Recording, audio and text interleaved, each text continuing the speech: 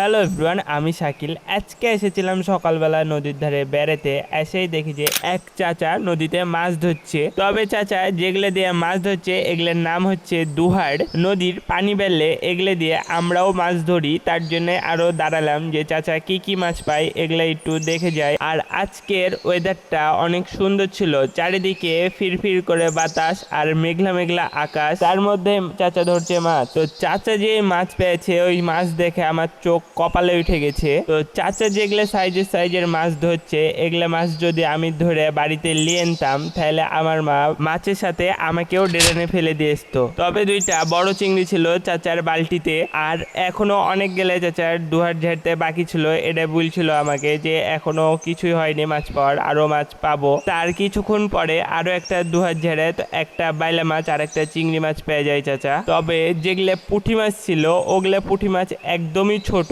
তার জন্য বললাম আমার মা আমাকে ডেরানে ফেলে দিয়ে আসবে মাছের সাথে যদি আমি এগুলা মাছ ধরে নিয়ে আনতাম বাড়িতে। তো সব মিলিয়ে চাচা পরে বাকি যে দুহার গেলে ছিল ওই দুহার গেলেতে দুটো একটা করে বাইলা মাছ গুচি মাছও ঢুকছিল। তো সব মিলিয়ে চাচার ভালো রকম একটা মাছ পেয়েছে।